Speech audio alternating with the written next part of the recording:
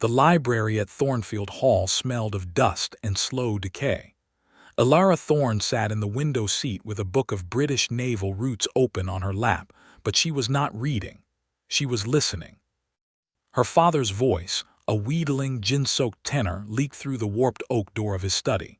Her brother Henry, the heir to nothing but crippling debt, laughed at something. Then a stranger's voice, low, clipped, and dangerously controlled, spoke.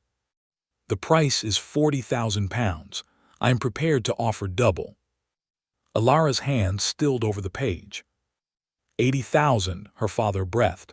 "Your grace is most generous." "Her grace, not a lord then, a duke." "Generosity has nothing to do with it," the stranger replied. "I require a wife of suitable lineage and unblemished reputation. Your daughter meets the former. Whether she meets the latter, I will verify myself." Alara closed the book slowly. Her heart beat a steady, awful rhythm. She had been sold, just like the furniture, just like the paintings, just like her mother's grave plot which her father had mortgaged the previous spring. She stood. The tattered hem of her gray mourning dress brushed the floor. She did not run to her room. She did not scream or claw at the walls. She walked to her father's study, opened the door, and stepped inside. Three faces turned. Her father, Sir Reginald Thorne, had the pallor of a man who had sold his last acre and was now selling his own blood. Henry, her elder brother, wore the smug vacancy of a man who believed the family's salvation had finally arrived. And the third man, the Duke of Ashford, stood by the empty hearth, his back to the cold grate. He was tall, broad-shouldered, and dressed in black superfine that had been tailored to within a whisper of perfection. His face was not beautiful. It was severe. High cheekbones, a hard jaw, and eyes the color of winter slate. He held a leather ledger in one gloved hand, and he looked at Alara as though she were an entry in it. "You are the daughter," he said. It was not a question. "I am," she replied, "and you are the purchaser." Henry snickered. "She's always had a sharp tongue, your grace. You'll want to beat that out of her." The Duke did not look at Henry. His gaze remained on Alara. "I do not beat my possessions. I value them too highly." Alara felt the floor shift beneath her, but she did not show it. "I would see the contract." Sir Reginald frowned. "Alara, this is not a matter for a lady." "She asked to see it," the Duke interrupted, his voice soft and cutting. "Bring it." A clerk who had been standing in the shadows stepped forward and unfolded a parchment. Alara took it. She read every line. The terms were brutal. She would be married by special license. Her legal identity would be subsumed into the duchy. Her family would receive the £80,000 in installments, contingent upon her continued obedience and residence at Ashford House. She looked up. "You have paid double." "I pay for control," the Duke said, "for the certainty that no other bidder, no family interference, and no legal entanglement will disrupt my acquisition. You are now the sole asset in a very large portfolio." "And if I refuse?" The room went very still. Sir Reginald opened his mouth, but the Duke spoke first. "You will not refuse." "You do not know me, your grace." A pause. The Duke crossed the room.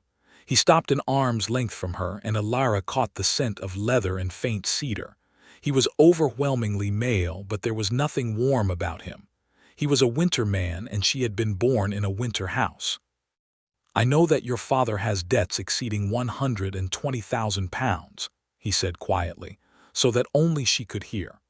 "I know that your brother has been implicated in a forgery scheme that would see him transported to Botany Bay. I know that your mother is buried on land your father no longer owns. And I know that you have read every book in this room, because your fingers have worn the spines." Alara felt her breath catch. She hated him for that. Hated him for seeing her, truly seeing her, when no one else had bothered. "You have purchased a wife," she said, matching his low tone, "but you will never purchase my silence." The Duke's lips curved, not quite a smile but a promise. "I would expect nothing less." He turned to the clerk. "Have the contract signed by this evening. The wedding will take place in 3 days." He walked past Alara without another word. At the door he paused. "You asked to see the contract. That took courage. Most women would have wept." "I am not most women," Alara replied. The Duke looked over his shoulder, his gray eyes locked with hers. "We shall see." He was gone. The front door closed behind him with a sound like a vault ceiling shut. Alara stood in the center of her father's study, surrounded by the wreckage of her old life. She did not cry. She did not scream. She picked up the quill from the desk, dipped it in ink, and signed the contract with a steady hand. Then she turned to her father and brother. "You have sold me for gold," she said, "but I will be the last thing you ever sell." She walked out of the room, up the stairs, and closed her bedroom door. The house was silent. In the carriage outside, the Duke of Ashford looked down at the signed contract. His thumb traced the loop of her signature. "Alara Thorne," he murmured, "you will not be easy to control." A flicker of something interest, perhaps, passed through his cold gray eyes. "Good," he said to himself, "I do not want easy." The carriage lurched forward, and the Duke did not look back. Part 2. The Duke's Acquisition. Ashford House rose from the north side of Grosvenor Square like a monument to old money and new silence. Alara arrived alone, her single trunk containing 3 dresses, a worn volume of Shakespeare's histories, and a letter from her mother, written a week before her death, that Alara had never opened. The Duke's staff greeted her without warmth. A housekeeper with iron-gray hair led her to a suite of rooms on the second floor. The walls were papered in deep blue silk. The furniture was heavy, masculine, and immaculate. No flowers, no personal touches, a room for a guest, not a bride. "His Grace will see you in the library at 6 o'clock, the housekeeper said. "He is punctual, do not be late." Alara stood in the center of the room and listened to the silence of the house. It was not the silence of peace. It was the silence of a fortress under siege. She unpacked slowly. The book of naval routes she placed on the nightstand. Her mother's letter she tucked beneath the pillow. She had no jewels, no ball gowns, no trousseau. She had been sold like a prize mare, but she would not arrive at the Duke's table as a supplicant. At 6 o'clock precisely, she entered the library. The Duke sat behind a vast mahogany desk, his coat discarded, his shirt sleeves rolled to the elbow. His hair was darker in the lamplight, and his face was shadowed with exhaustion he had not shown at Thornfield.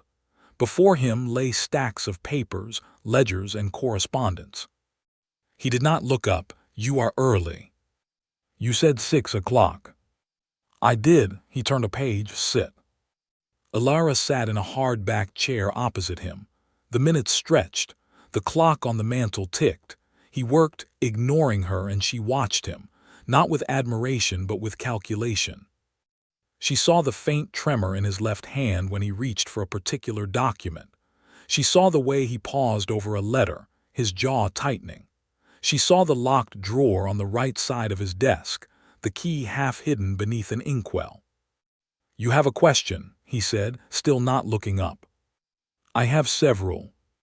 "Ask one." "Why did you buy me?" The Duke set down his pen and raised his eyes. "Because I needed a wife of noble blood and no political encumbrances.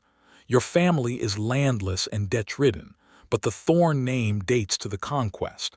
That satisfies the Crown's requirements for a man in my position."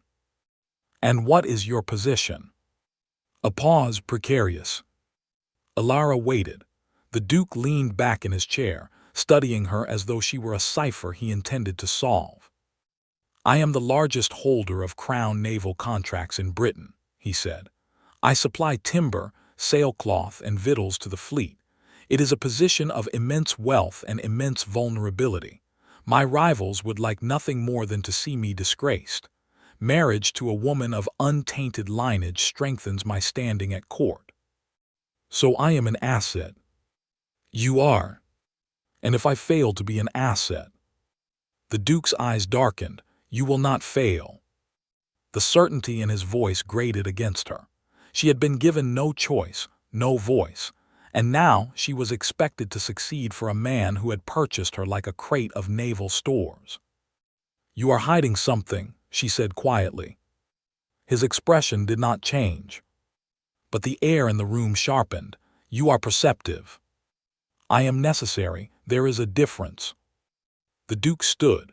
He crossed to the window, his back to her, and looked out at the darkening square. "I am being blackmailed. A man named Lord Farnsworth has manufactured evidence that I embezzled Crown funds. He has not yet used it because he is waiting for the most damaging moment. My marriage to you will make it harder for him to strike. A settled duke with a family is harder to destroy than a solitary one." Elara absorbed this. "So you did not buy a wife, you bought a shield." He turned. "I bought both. The fact that you have a mind is a complication I did not anticipate." "Would you prefer a fool?" "I would prefer a woman who knows her place." Elara stood. She walked to the desk, picked up his pen, and opened one of his ledgers. She scanned the columns, her eyes moving rapidly down the page. "Your timber supplier in Kent is overcharging you by 14%, she said. "And the victuals contract with the War Office contains a penalty clause that would bankrupt you if a single shipment is late, which, given the condition of your shipping fleet, is inevitable." The Duke crossed the room in 4 strides and tore the ledger from her hands. His face was a mask of barely controlled fury.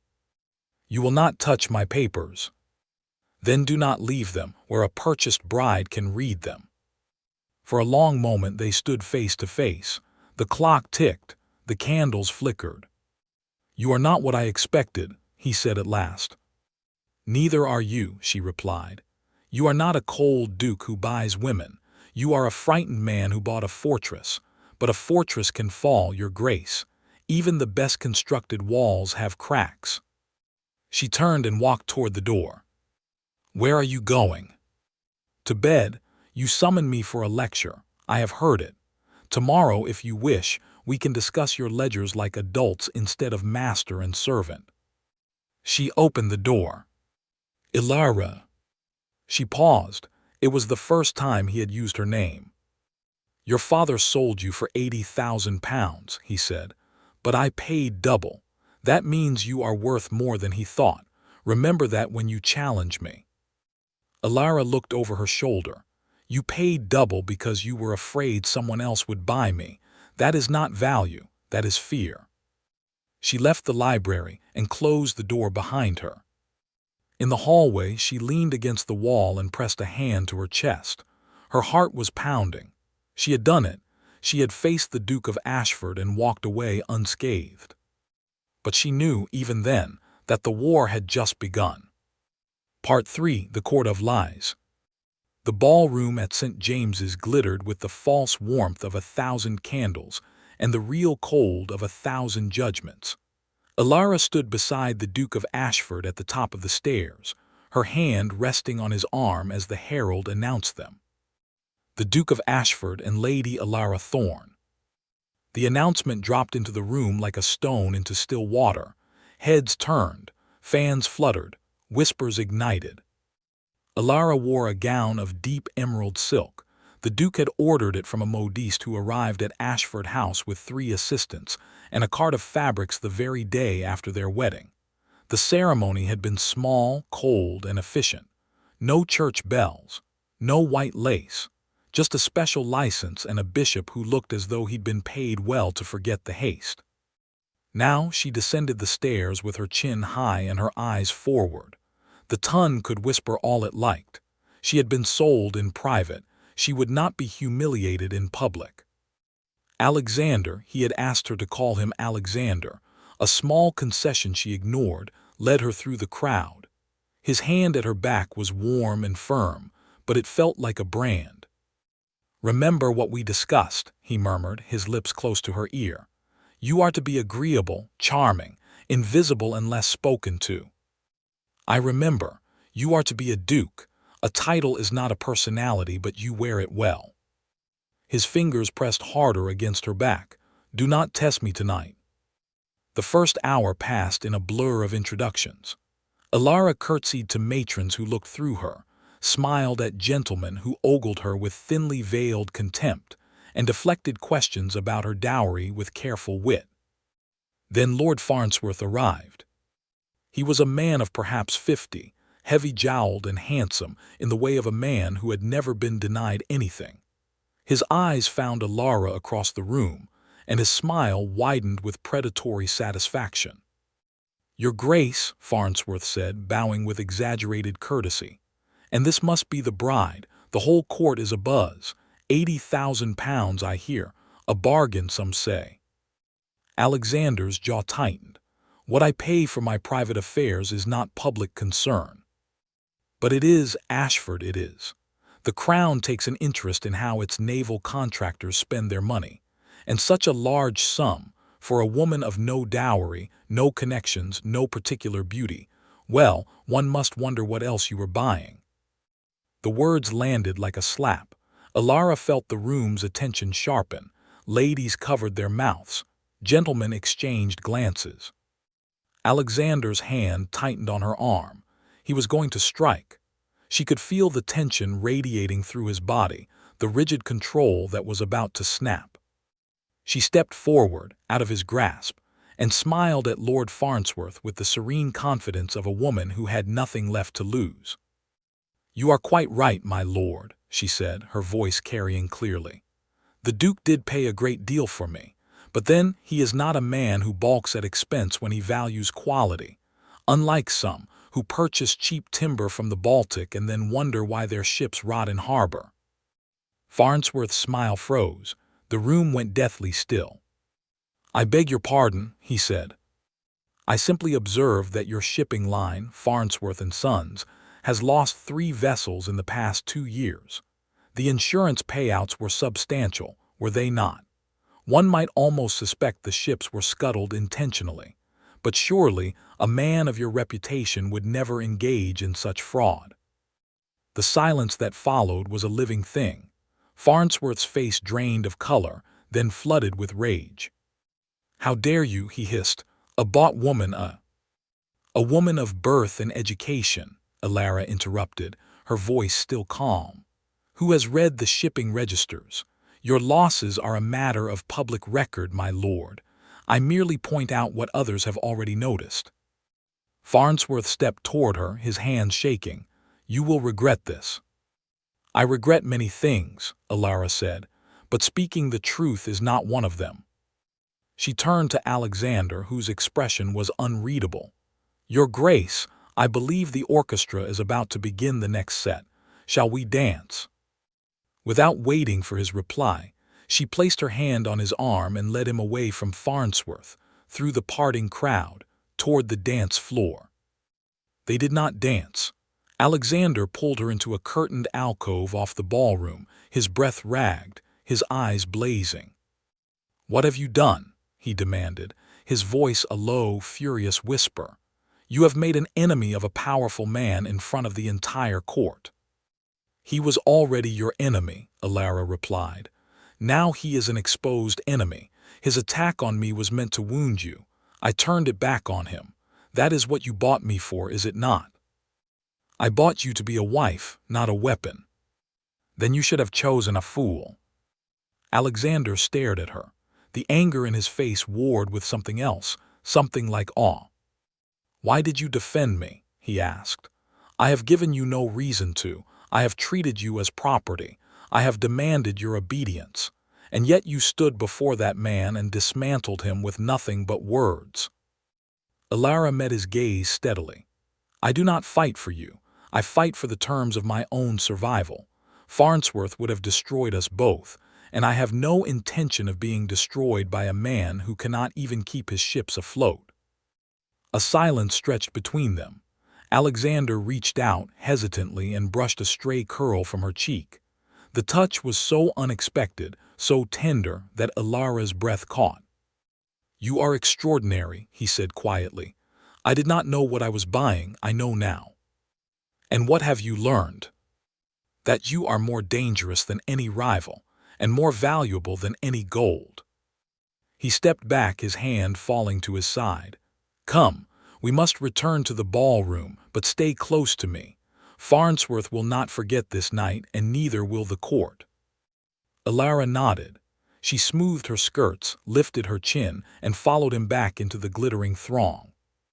The whispers started again as they emerged, but this time there was something new in the eyes of the Tun. Fear. Part 4. The Price of Duty. The weeks that followed were a strange, suspended season. Alexander and Alara fell into a rhythm of war and truce. By day, she managed the household accounts, discovering overcharges, renegotiating contracts, and restoring a sense of order to an estate that had been run by negligent stewards. By night, she joined him in the library, and they argued over ledgers, politics, and naval strategy. He was arrogant. He interrupted her. He dismissed her ideas until they proved correct, and then he claimed them as his own. But he also listened. He began to seek her counsel, hesitantly at first, then with the hunger of a man starved for honest conversation. She learned things about him. He had inherited the duchy at 19, a boy thrust into a world of predators. He had built his fortune from the ruins his father left behind, clawing his way to power through sheer force of will. He had never been loved. He had never allowed himself to need anyone. And now he was beginning to need her. It terrified them both. The letter arrived on a gray Tuesday morning. Alara was in the morning room, reviewing the household accounts, when a footman brought a silver tray with a single letter. The handwriting was her father's, a thin, spidery scrawl that made her stomach clench. She opened it. "Dear daughter, the Duke's generosity has been most welcome, but as you know, the debts are extensive. I require an additional £10,000 by the end of the month. The creditors have grown restless, and Henry has been threatened with arrest. You would not want your own brother to be transported, would you? I have also been forced to sell your mother's remaining jewelry, the pearls she wore at her wedding, the ruby pin from her grandmother. It is regrettable, but necessity demands sacrifice. I trust you will speak to your husband about the funds. A dutiful wife knows how to manage a man. Your loving father, Sir Reginald Thorne." Alara read the letter twice. Then she folded it carefully and placed it in the pocket of her gown. Her hands did not shake. Her heart did not race. She felt only a cold, clear clarity. Her mother's pearls, the ruby pin, the last pieces of a woman who had died too young, too poor, and too invisible, and her father had sold them. She stood. She walked to the library where Alexander was meeting with his solicitor. She waited until the man had left, then she entered. "I need to visit Thornfield," she said. Alexander looked up from his papers. "Why?" "My father has sold my mother's jewelry. He wants more money. I am going to end this." He leaned back, his gray eyes searching her face. "Let me come with you. This is my family, my battle. You are my wife. Your battle is mine." The words should have pleased her. Instead, they felt like a chain. "I have been your asset for months. Let me be a daughter for one day." He flinched. It was the first time she had seen him flinch. "Very well," he said, "but if you are not back by nightfall, I will come for you." "I would expect nothing less." She left within the hour, riding alone in the Duke's carriage. The journey to Thornfield took 4 hours. She spent every minute of it planning. Her father received her in his study. He had aged. The gin had bloated his face, and his hands trembled as he poured himself a glass. "Alara, how delightful. Did you bring the money?" "I brought a document," she said. She withdrew a folded parchment from her reticule and placed it on his desk. Her father frowned. "What is this?" "A full release. You will sign over all remaining claims to my dowry, my inheritance, and any property that once belonged to my mother. You will also agree to sever all legal ties with me. You will no longer be my father in the eyes of the law." Her father laughed, a wet, disbelieving sound. "You cannot be serious." "I am entirely serious. Sign it, and the Duke's payments will continue. Refuse, and I will personally deliver to the newspapers a full account of Henry's forgery scheme, your gambling debts, and the fact that you sold your own daughter to the highest bidder." The color drained from his face. "You would ruin us." "You ruined yourselves. I am merely offering you the choice of how far the ruin extends." Henry, who had been lurking in the doorway, stepped forward. His face was flushed with drink and fury. "You treacherous little—" "Careful," Alara said without looking at him. "The next words out of your mouth will determine whether you sleep in Newgate or your own bed." Henry stopped. His mouth opened and closed like a fish gasping for air. Sir Reginald stared at his daughter. For the first time he seemed to see her, not as a burden, not as a commodity, but as a force. "You have changed," he said. "I have been purchased. That changes a woman." He signed the document. His hand shook as he pushed it across the desk. Alara picked it up, checked the signature, and folded it into her reticule. "Goodbye, father," she said. "I will not see you again." She walked out of the study, past Henry, past the crumbling walls and the faded portraits and the ghost of her mother's sorrow. She climbed into the carriage and did not look back. Alexander was waiting on the front steps of Ashford House when she returned. He was not angry. He was not demanding. He simply stood there, his coat hanging open, his face pale with worry. "It is done," she said, climbing out of the carriage. "What did you do?" "I made them sign away everything. I am no longer their daughter. Legally, I am no one's child." Alexander stared at her. Then slowly he reached out and took her hand. His fingers were warm and they trembled slightly. "You are the most magnificent woman I have ever known," he said quietly. Alara pulled her hand free. "Do not mistake my survival for magnificence. I am what they made me." "No," he said, "you are what you made yourself." He did not try to touch her again. He simply turned and walked with her into the house, side by side, as though they were equals. For the first time, they felt like something more than owner and acquisition. For the first time, they felt like something dangerous. Part 5. The Double Gold and the Broken Promise. The summons arrived at dawn. Alexander read it in the morning room, his face gray in the pale light. Alara watched from the doorway, a shawl wrapped around her shoulders, her heart beating a slow, heavy rhythm. "What is it?" she asked. "Farnsworth has filed a formal complaint with the Privy Council. He claims I embezzled Crown funds through the naval contracts. He has produced documents, forged documents, that show a pattern of overbilling dating back 3 years. "When is the hearing?" "This afternoon." Alara crossed the room and took the summons from his hands. She read it carefully, her mind already racing. "I will come with you." "You cannot. The Privy Council does not admit women." "Then I will wait outside. I will be there when you emerge." Alexander shook his head.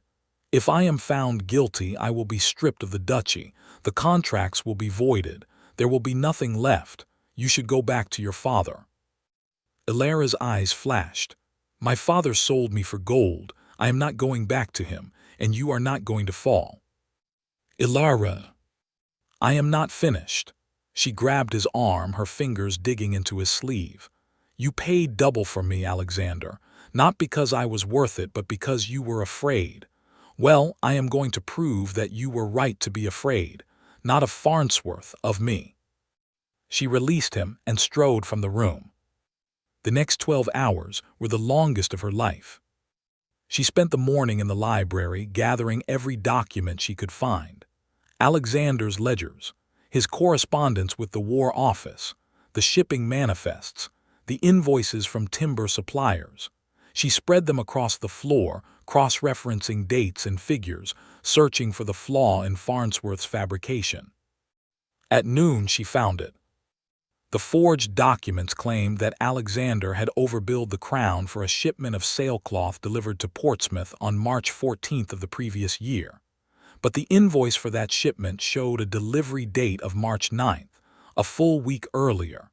The discrepancy was small, easy to miss, but it was there. More importantly, the original contract specified that the crown would pay for sailcloth only upon delivery. If the delivery had been late, the penalty would have been deducted. But the forged document showed the payment was made in full on March 14th, with no penalty. That meant the document was manufactured after the fact, by someone who did not know the original terms. Ilara copied the relevant pages, noted the discrepancies, and wrote a detailed memorandum. Then she wrapped herself in a dark cloak and walked out of Ashford House. The Privy Council met in a chamber at Whitehall. The corridors were cold and stone, lined with guards and clerks. Ilara was stopped at the door. "Women are not permitted," the guard said. "I have evidence," she replied. "The Duke of Ashford is innocent. This document will prove it. Give it to me. I will see that it reaches the Lord Chancellor. I will deliver it myself." The guard's expression hardened. "I cannot allow." "Then I will wait here until the hearing is concluded. But if the Duke is found guilty and this evidence is not considered, the King himself will hear of it. I am Lady Ilara Thorne, the Duke's wife. I have the right to petition the crown." The guard hesitated, then he stepped aside. "Wait here," he said. "I will inform the Lord Chancellor." Ilara waited. The minutes stretched into hours. The stone walls leached the warmth from her body. She did not move. She did not sit. She stood with her spine straight and her eyes fixed on the heavy oak door. At last the door opened. The Lord Chancellor emerged, flanked by clerks. He was an old man with a face like cracked parchment, and he carried Ilara's memorandum in his hand. "You are the Duke's wife?" he asked. "I am." "You prepared this analysis yourself?" "I did." The Lord Chancellor studied her for a long moment. Then he nodded slowly. "The Council has reviewed your evidence. The date discrepancy is compelling. The forged documents are inconsistent with the original contracts. We have recommended that the charges against the Duke of Ashford be dismissed." Ilara felt the strength drain from her legs. She locked her knees to keep from swaying. "Then he is free." "He is free, but there will be an inquiry into Lord Farnsworth's conduct.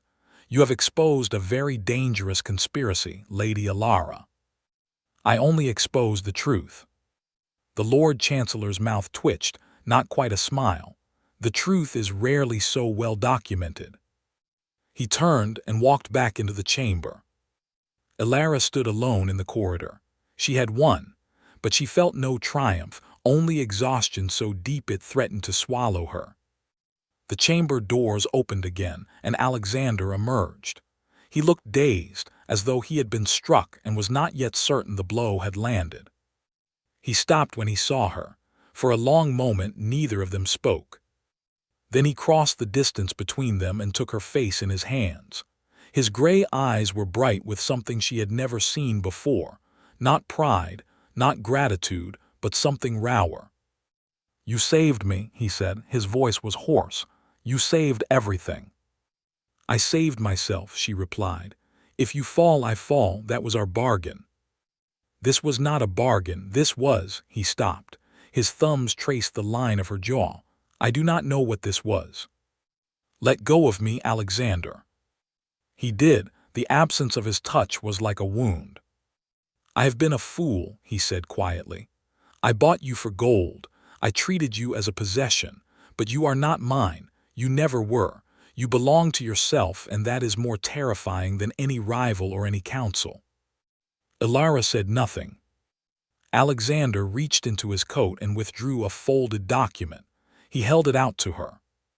"This is the contract," he said. "The one you signed at Thornfield. I am tearing it up. You are free. You may leave Ashford House. You may return to your family or go anywhere you wish. I will settle a comfortable income on you. It is the least I can do." Ilara stared at the paper. Her freedom. The thing she had dreamed of since the moment her father signed away her life. "You are releasing me," she said. "I am." "Why?" Because I cannot be the man who owns you. Not anymore. Because I would rather lose you than keep you as a possession. Alara took the contract. She did not tear it. She folded it carefully and slipped it into her cloak. I will consider it, she said. Then she turned and walked away, down the cold stone corridor, past the guards and the clerks, out into the gray London streets. Alexander did not follow her. He stood in the doorway of the Privy Council chamber and watched her go. For the first time in his life, the Duke of Ashford was afraid, not of losing his fortune, or his title, or his place at court. He was afraid of losing her. Part 6. The Lady Who Walked Away. The townhouse on Half Moon Street was small and unremarkable. It had a narrow front, whitewashed walls, and a blue door that looked as though it had been painted in another century. Alara bought it with money she had earned through investments Alexander had known nothing about. She had been secretly buying and selling small shares in the East India Company, using the pin money he gave her and the profits she made from renegotiating his household contracts. She was not poor, she was not dependent, she was free. And she was miserable. The first week passed in a blur of silence. She hired a maid, a cook, and a footman. She furnished the house with simple, elegant furniture. She read books. She walked in the small garden behind the house. She did not think about Alexander. She thought about him constantly. He wrote to her every day. The letters were not passionate or pleading. They were precise, measured, and devastatingly honest. I find I cannot work without your eyes on my ledgers. The numbers blur. I miss the sound of your pen scratching across the page. The house is too quiet. I did not know silence could be so loud. I have been invited to a dinner at the Marquis of Whitmore. I do not wish to attend. I wish to sit in the library and argue with you about the price of timber. Alara read each letter. She did not reply. The Tun whispered. The Duke of Ashford had been abandoned by his bought bride. He walked through society like a ghost, his face drawn, his eyes hollow. Women threw themselves at him. He did not notice. Lord Farnsworth fled to the Continent after the Privy Council's inquiry exposed his fraud. The scandal consumed the newspapers for a week, then faded. But the Duke's condition did not fade. If anything, it worsened. One evening, a heavy rain fell over London. Alara stood at the window of her drawing room, watching the water stream down the glass. The streets were nearly empty. Only a few carriages splashed through the puddles, their lamps glowing in the gloom. Then she saw him. Alexander stood on the pavement across the street. He had no umbrella, no hat. His coat was soaked through and his dark hair was plastered to his skull. He did not approach the door. He did not call out. He simply stood there looking up at her window, letting the rain wash over him. Alara's heart clenched. She stepped back from the glass, her breath coming in short, sharp bursts. Her maid, Mary, appeared in the doorway. "Ma'am, there's a man standing in the rain across the way. He's been there for an hour." "I know. Should I send for someone?" "No." Mary hesitated. "He looks like a gentleman, a duke perhaps. Should I invite him in?" "No." Alara turned from the window. "Leave him be. He will go away eventually." But he did not go away. He returned the next night, and the next. Each time he stood in the same spot, his eyes fixed on her window. He did not knock, he did not call, he simply waited. On the fourth night, Alara put on a dark cloak and went outside. The rain had stopped, but the air was cold and damp. She crossed the street and stopped an arm's length from him. "Why are you here?" she asked. "Because I have nowhere else to be." "You have Ashford House. You have the entire court at your feet. You have a dukedom and a fortune and more power than any man in England." "I have all of that," he agreed, "and none of it matters." Alara folded her arms. "So you are going to stand in the rain like a lovesick boy until I take you back?" "If I must." "That is not the behavior of a duke." "No, it is the behavior of a man who has realized that he was a fool. I did not value you, Alara. I valued what you could do for me. I did not see you. I saw an asset, a shield, a weapon. And now all I see is you, just you." His voice broke on the last word. He looked at her with those gray eyes, and for the first time they were not cold. They were wet with rain and something else. "I am not asking you to come back," he said. "I am not asking for anything. I am simply here, because I do not know how to be anywhere else." Elara felt something shift inside her, a loosening of the iron hold she had kept on her heart. But she did not soften, not yet. "I did not leave because you treated me as a possession," she said. "I left because I needed to know who I was without you, and I have discovered that I do not need you. I do not need your money, your title, or your protection. I am enough on my own." Alexander nodded. "I know. That is what I admire most about you. You do not need me. That is why I want you. Then you understand that I will not return because you are the Duke of Ashford. I will return, if I return, only if you prove that you want the woman, not the investment." "How do I prove that?" Elara looked at him for a long moment. Then she turned and walked back to her blue door. "You already are," she said over her shoulder. "But it is not enough to stand in the rain. Anyone can stand in the rain. I need more." She opened the door and stepped inside, closing it behind her. Alexander stood alone in the cold night, rain dripping from his coat, and smiled. It was the first real smile she had ever seen on his face. Part 7. The Court of Forever. The Royal Garden Party at Kensington Palace was the event of the season. The king, in a rare gesture of public goodwill, had opened the grounds to the peerage. The gardens stretched in emerald splendor toward the river, dotted with white pavilions and fountains that caught the afternoon light. Elara attended alone. She wore a gown of midnight blue silk, simple and elegant, with no jewels but a single string of pearls. Not her mother. Those were gone, but a new strand she had purchased for herself. Her hair was dressed simply, without feathers or flowers. She looked like a woman who had nothing to prove. The ton buzzed around her like a swarm of bees. She had become a figure of fascination. The daughter sold for gold. The woman who had exposed Lord Farnsworth. The lady who had walked away from a duke. They watched her now, waiting for the scene they were certain would unfold. The Duke of Ashford had not been seen in society for weeks. Rumors flew. He was ill, he was bankrupt, he had fled to the continent. Elara knew the truth. She had received his letters.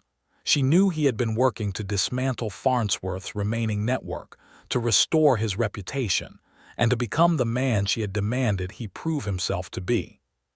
But she did not know if he would come today. She walked through the gardens, accepting a glass of lemonade from a passing servant. The sun was warm on her shoulders. The air smelled of roses and cut grass. She felt strangely calm. Then the crowd near the palace steps began to stir. Elara turned. Alexander was descending the steps into the garden. He wore black as always, but there was something different about him. He moved with the same authority, but his face was not cold. It was open, vulnerable. He saw her, and he began to walk toward her. The crowd parted. Ladies gasped behind their fans.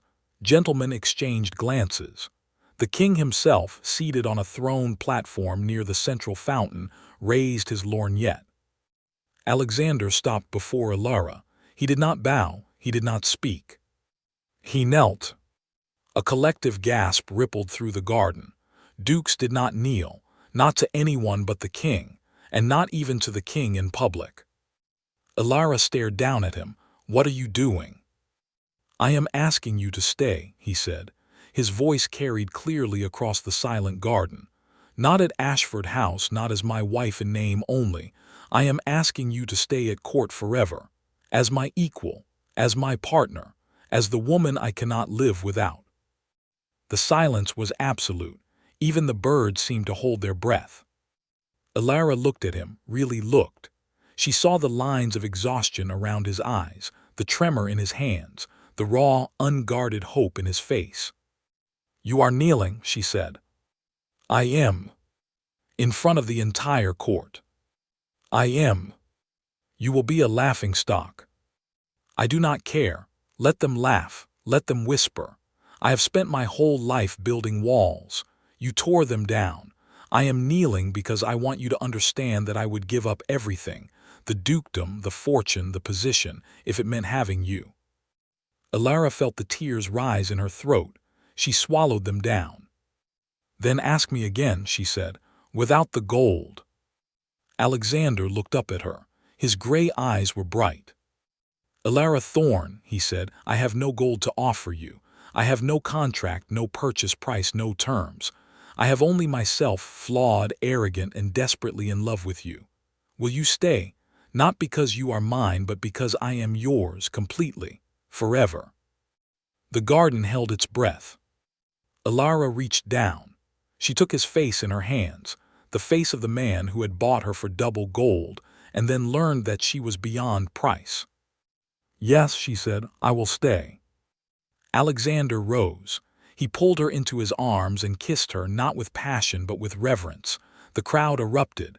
Ladies wept. Gentlemen applauded. The king rose from his throne and clapped slowly, a royal benediction. When they finally broke apart, Alexander rested his forehead against hers. I paid double, he whispered, but I will spend the rest of my life earning what you gave freely. Alara smiled. Then you had better begin now, your grace. He took her hand and led her through the garden, past the cheering crowd, past the gossiping matrons and the stunned rivals, toward the palace steps. They did not look back. They had no need. The past was a ledger with every page torn out.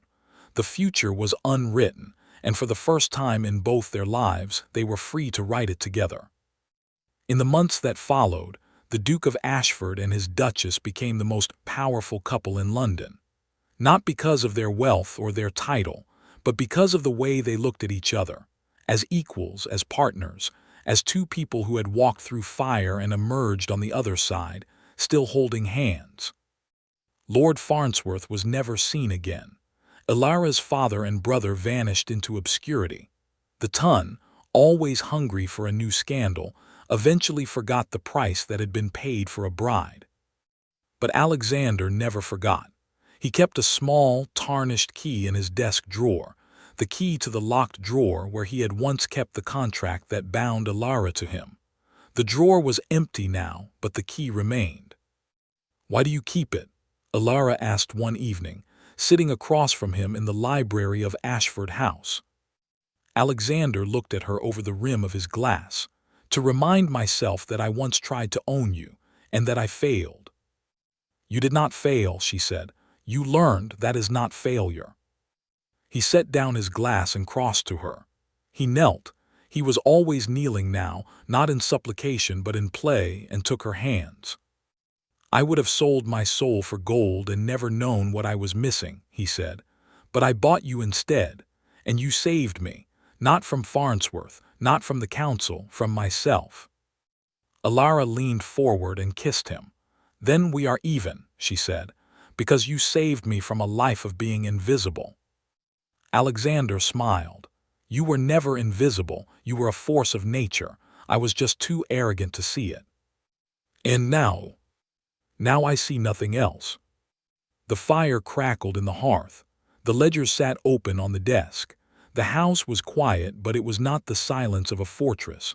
It was the silence of peace. The Duke had paid twice for a woman he thought he could own. He had spent the rest of his life earning the right to love her. And he did.